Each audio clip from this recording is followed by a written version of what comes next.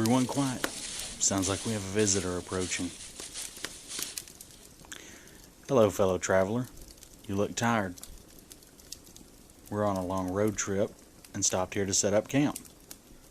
You're welcome to rest here for the night. There's always room around our fire. So have a seat. The food's hot, the drinks are cold, the fire is warm, and the stories, hopefully, are scary. I'm Jeremy, and I'm the driver on these road trips we take, but for the night, I'll be your storyteller. So settle in for some stories from the road. Tonight's story is called Roadwork by Josef K. When Connor arrived at the gas station, he exited the car with a speed that surprised even him. He took a few quick steps, almost at a run, before turning back towards the car. Under the garish sodium lights of the service station, the little blue sedan looked a sickly greenish gray. It looked squat and malign in its stillness. The little throbbing headache at the base of his skull seemed to diminish with every step, and he began to catch his breath. He took the phone from his pocket and raised it high into the night sky, waving it from side to side like a signal flag. Nothing. The signal meter defied him by remaining empty. Not even a flashing roaming message. Connor scowled at the little phone and thrust it back into his pocket. He glanced around at the station, 2 solitary pumps and a closed convenience market, an isolated island of pale yellow light in the dark of the North Carolina forest. The silhouettes of the trees bit sharply into the starry night sky, surrounding him like a ring of teeth. The grating hum of electricity mingled with the crackling of insects from the woods beyond, drifting in the warm summer night air. Jutting from the side of the shuttered market was a scraped and listing payphone. Its metal stalk visibly bent from some long-ago impact. Connor approached it, digging a quarter from his pocket and gripping the scarred plastic handset.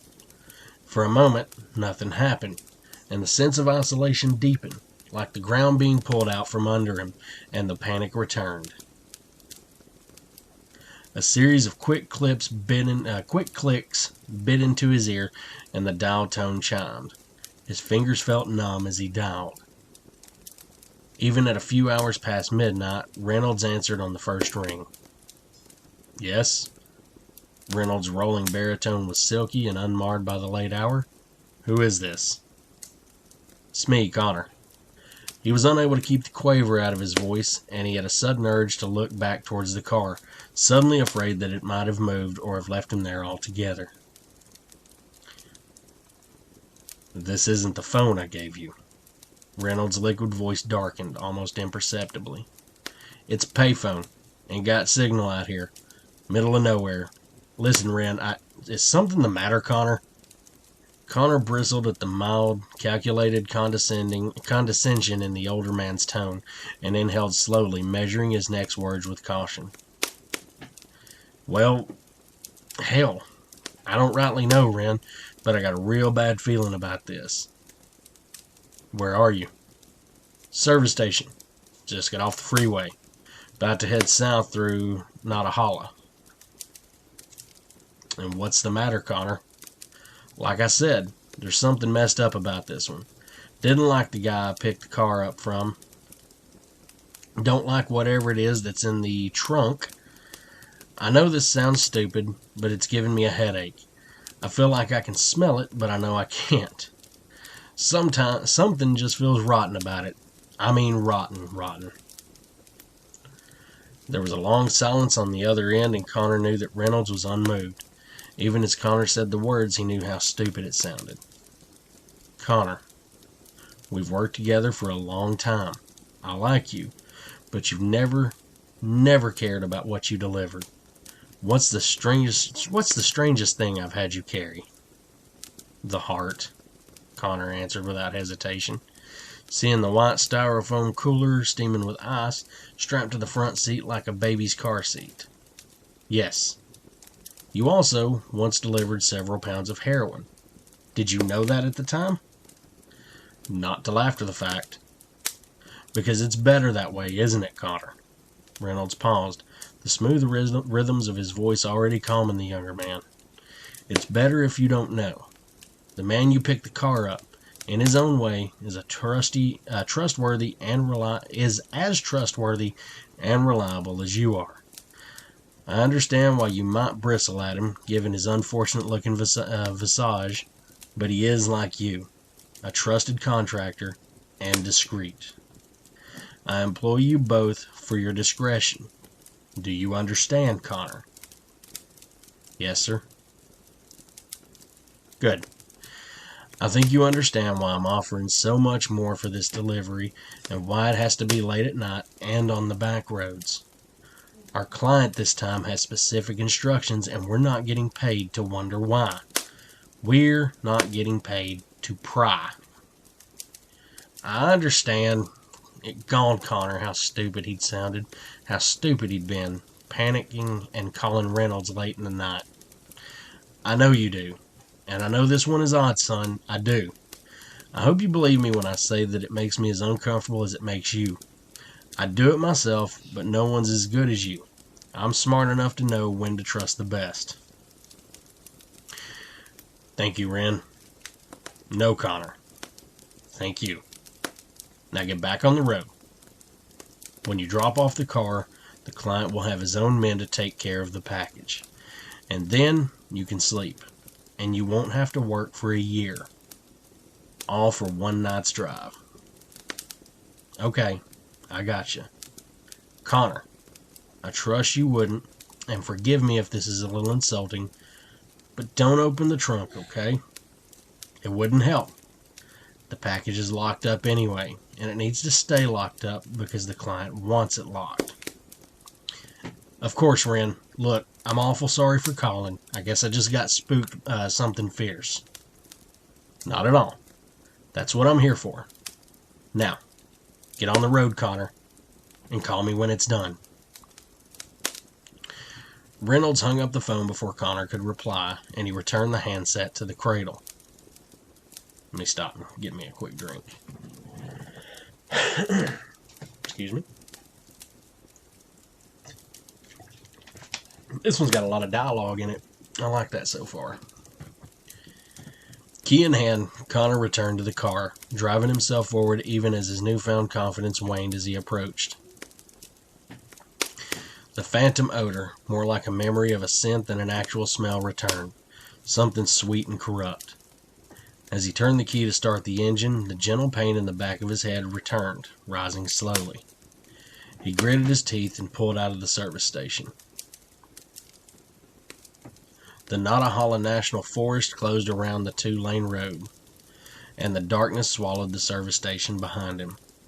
Connor tried to focus on the destination, the route laid out, the starry sky outside. Anything but the trunk. It worked for a few minutes. Connor's blood coursed with caffeine and a tiny dose of some high-grade speed, just enough to keep him awake, but still, after an hour on the road in the dark, his eyes began to flutter. At first, they simply felt dry, and he batted his eyes to wet them. But they began to stay closed longer, seeming to stick at the zenith of each blink.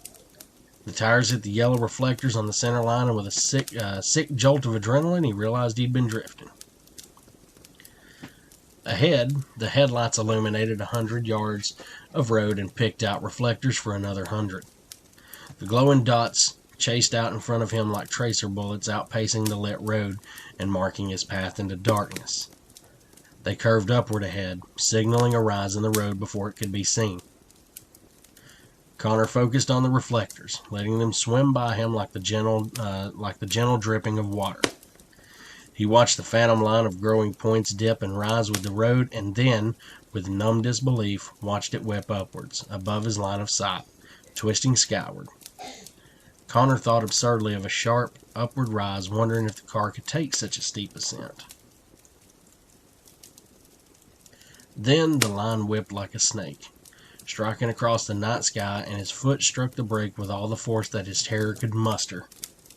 The car slid to the right, and he corrected, pulling back onto the road and jerking to a halt. From the trunk there was a hollow and dull thumping noise, and Connor's heart surged. Ahead, the road was perfectly flat, the yellow reflecting lights fixed back in reality. With the car no longer in motion, Connor's guts sang to him to leave, to flee into the relative safety of the dark woods. His hands clutched the steering wheel, bloodless in their intensity. From the trunk came another small thud, and Connor's heart seemed to stop. Connor was out of the car before he knew it, the keys rattling in his grip. The fear had become something like a manic curiosity now. If he could simply see the thing in the trunk, he could move on, could start driving, could do another line and stay awake long enough to dump the thing and just sleep.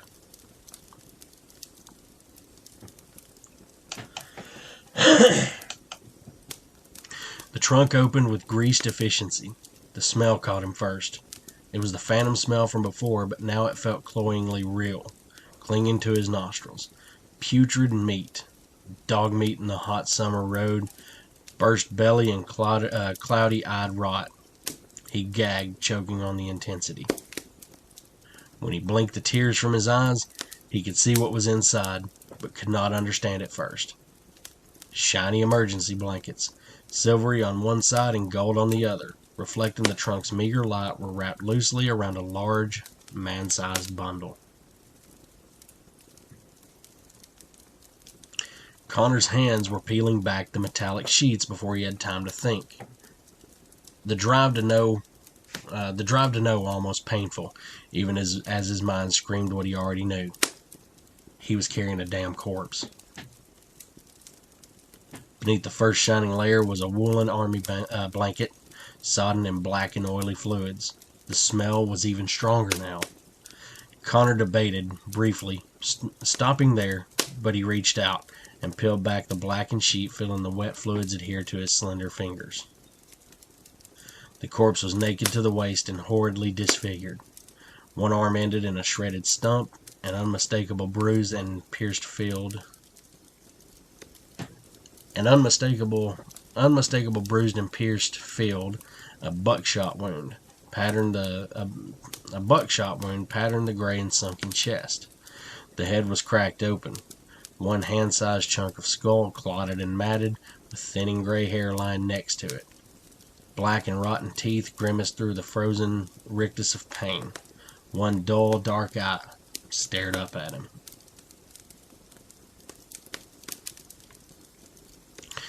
Around the neck was a black leather collar, cinched tight against the mottled gray skin. What looked like metallic wires and delicate filigree curved across the leather, tracing a circuit board-like design. At the clasp was a small metal box where the wires met and joined, encircling a small green LED light that winked rhythmically. Connor stared disbelieving for some time, the silent forest surrounding him and his eyes held fixed on the corpse, the dead hobo with an electric collar in the trunk. He wanted to be angry. He knew he should be terrified, but it simply didn't make sense. And he could muster up no single emotion despite the hundreds vying for release. The headache pulsed sharply, and it pushed him out of his trance, where he found himself staring off into the woods. He shut the trunk after wrapping up the body and wiping off his hands. He found himself back in the driver's seat, staring ahead at the flat road, his breathing oddly calm. He was tired again, and the nameless dancing fear was far at the periphery. It was simple now. He had to deliver the car. That was all there was to it. He sped now against his own rules and instincts, taking the forest roads with reckless velocity. Music cranked loud to hammer him awake. It didn't work. The drowsy fog seemed to tug harder at him now, and the ticking regularity of all the trees and the rhythm of the white reflective paint on the road beat out a tattoo of hypnotic regularity. It was a while before he came to realize that the radio was no longer on. There was only a steady, lulling white noise of the engine, the hiss of the tires peeling away from the asphalt, and the knocking from the trunk. A steady beat of impacts, sharp raps, fists on metal. Connor closed his eyes tight, grinding his teeth together. The headache took on a new pitch. A sudden sharpening and a chill spread across his body. He pressed the accelerator as if he could speed himself boldly away from the trunk and its cargo, but he felt it speeding with him, pursuing him with a matched intensity. When he opened his eyes, his heart leapt into his throat. The forest was gone. He was on a 4-lane highway, but the terrain was foreign to him. He resisted the urge to stop sharp again, tried to quell the hammering in his chest, but couldn't settle the panicked animal desperation. Everything was wrong. Despite the massive road, he was the only driver in either direction. There were no road signs, no mile markers. Excuse me. He'd lost time on the long drive before, but he always stayed on course, coming out of the trance precisely where he wanted to be, and he'd never been lost. Connor knew every thoroughfare and backwoods trail for 100 miles in every direction. But he could not tell where he was. The clock on the dashboard proclaimed that he'd lost mere minutes. He'd been a dozen miles from any road of this size. It's not fair, he thought, and then he repeated it again aloud. His voice was pinched and thin, a child's protest. That's not possible. The unbroken field of blacktop and reflective plastic and paint rolled away beneath him and behind. The trunk was now silent, but still lingered malignant behind him. He grabbed the telephone beside him and flipped it open. Nothing. Connor only had one course of action that he could see. Take the first exit, find another service station, reorient, deliver the car. The little thread of hope, woven by as solid a plan as he could muster, tugged at him, and he pushed the little blue sedan even harder. Together, driver and passenger hurtled down the road. He felt a surge of elation as up ahead, an orange sign broke the monotony of the phantom freeway. It resolved from the gloom as he approached, tall black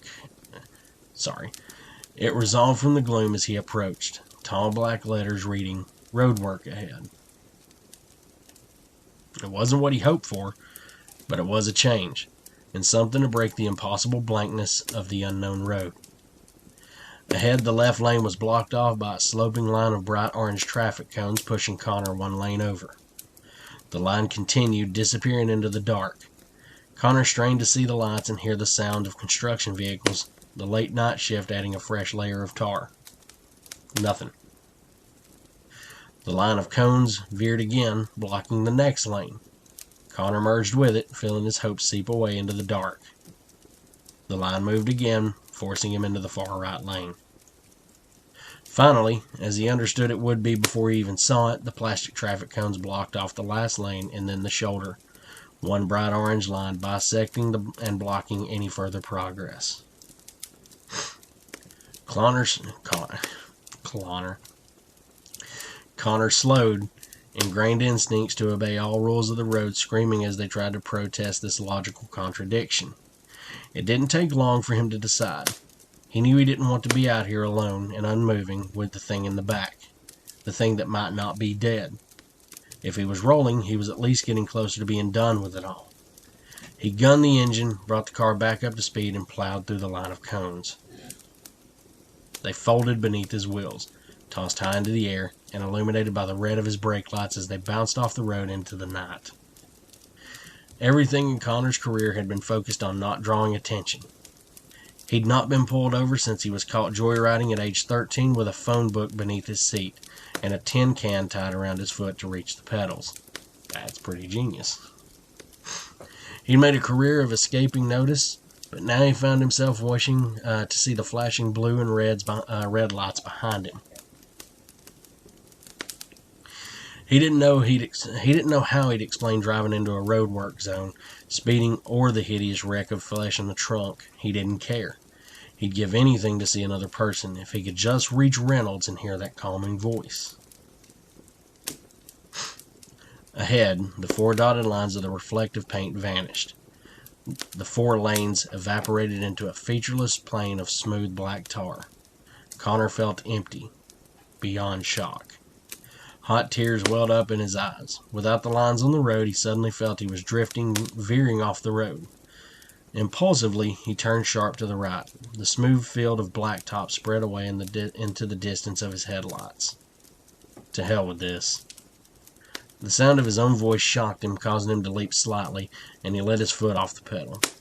The car drifted to a stop. He opened the door and stepped out onto the black plain. The brittle pain in his head flared as he did, but he knew that if he could just get away from the car, he could think straight. He picked a direction and began to walk. The night sky was starless, the horizon featureless. He looked behind him once, seeing a pool of bright light where the car still sat. His head throbbed and he picked up his pace. The night air was clean and sweet, and although the throbbing in his head still continued, he felt refreshed by the freedom of being on his own 2 feet. After what felt like several miles, walking blind across the asphalt field, he began to worry if Reynolds would ever hire him again. Such a relatively mundane concern, absurd in his current situation, hooked him like an anchor. He was hallucinating, he realized. Although he couldn't tell where his senses became unreliable, he knew that that was the only possible answer. And sooner or later he would stop, and he'd likely never work as a courier again. Would likely have ruined Reynolds' business with his strange wealthy client that paid to have corpses of transients shipped across backwoods roads. But so what? With a dry chuckle, he realized that Reynolds would be better off without that sort of client, even if the old man didn't see it that way at first, because who knows what the client would ask of him next. And hell, he'd find work again, even if he had to uproot and find a new backyard to get familiar with, because he was the best damn driver there ever was. Up ahead, he saw a light, a tiny deviation in the darkness, and he began to run, a smile spreading across his face. As he approached, the skin on the back of his neck seemed to prickle, and the icy point of the headache pushed deeper. He knew what he was looking at, but he still couldn't accept it. It was the sound that made it real. The engine he'd heard first, then the other sounds, the chirping ring of his cell phone on the front seat, the bleeding of the car's open door alarm, and then, at last, the steady tapping from the trunk. He didn't want to look at it. He wanted to turn away and run off into the dark forever, rather than confront the car and its evil cargo just a few feet in front of him, when it should be miles away. He picked one errant thought out of the confusion and He picked one errant thought out of the confused and desperate whirlwind of his mind. The phone. It was still ringing. He pressed in closer to the car, feeling its presence like a thick fog, blacker than the darkness around it. It seemed to yield to his incursion, allowing him to shut off the engine and grab the phone. He clicked the phone open and pressed it to his ear, trying to ignore the noises from the trunk. "Hello?" he whispered into the receiver. "Connor." It was Reynolds' voice, but something was wrong. The sharp, precise diction, the smooth tone, some indefinable quality was gone. "Connor, listen to me." "Oh no, Ren, I think I'm in a lot of trouble." "Did you unlock the package?" "Hell no, sir. But I don't think that matters. You have to check. As long as it's still locked, nothing else matters." I don't think I can look in there. I think it's still alive." "Connor, you must." Connor felt the heat rising in him again, the paralyzing anger at the absolute BS unfairness of it all, and he yelled wordlessly at the sky before shakily approaching the rear of the car. He slid the key in, fingers trembling uncontrollably, and swung the trunk open. The smell hit him, but it had changed. The rock gave way to some predator musk that put Connor's hair on end. The silver blankets were shedded and pushed aside. The thing inside was almost unrecognizable. The shredded arm was now a thin and reedy limb, pink and newborn with too many jointed elbows. The buckshot wound was almost invisible, and Connor watched in horror as one of the few remaining holes disgorged a small lead ball before closing up around it. Both eyes stared out at Connor, one shrunken and glistening, but filled with malevolent light. It grinned, revealing not the black and rotted teeth he'd remembered, but a shark's grin. Connor found himself on his back, not remember falling, scuttling feebly away from the car. The headache was suddenly gone, and a confusing flood of stimuli crashed against the beachhead of his senses. He was still in the woods. The car was pulled off to the side of the road. In the sudden, painless clarity, the broken parts of the last hours fell into place. He remembered opening the trunk that first time, seeing the body. He remembered stripping the collar from the corpse, tossing it into the woods. He remembered wondering why he'd done it even as his fingers closed around it. He remembered forgetting. He remembered wondering why he'd found himself staring off into the woods. He still couldn't find his footing, could only crawl away from the open trunk. The thing now rearing upwards, silhouetted by the wan light of the trunk's single bulb. One of the two long limbs with the impossible joints slid out, a spider emerging from a drain. The phone was still in his hand, and he saw, without any real surprise, that it was still searching fruitlessly for a connection. He tossed it away, using his hands to pull himself upright. It was out now, crouched and waiting. Its dark eyes flickered in the moonlight. Connor raised himself slowly to unsteady feet. The thing mirrored him, extending to its full and horrid height, the bloody scraps of pants clinging to its pale and now unmarked frame. Disgorged of its hideous cargo, the little car now looked like a sanctuary, like hope, like freedom. But the thing stood between him and any chance of escape. It leaned forward towards him, the shark teeth glistening with spit. Connor began to laugh, a hopeless and mournful sound, his limbs locking in fear as it reached out for him, its spider-legged hands curling around his arms. Its touch was cold, and the knobby fingers felt like tightening of vices. The thing laughed with him. So, that was Roadwork by Josef K. Let me know what you think of that one. That was actually a pretty decently long little story. Actually, I enjoyed it too. Let me know what you think. And if you have any stories you want me to read, hit me up at my email, fullmoonemptyroad@gmail.com. Or you can hit me up on social media. Follow me on TikTok, Full Moon Empty Road, Instagram, FMER Podcast, Facebook, FMER Podcast, or Twitter, Full Moon Empty RD. Hope you enjoyed it, and keep that fire burning low. And good night, everyone.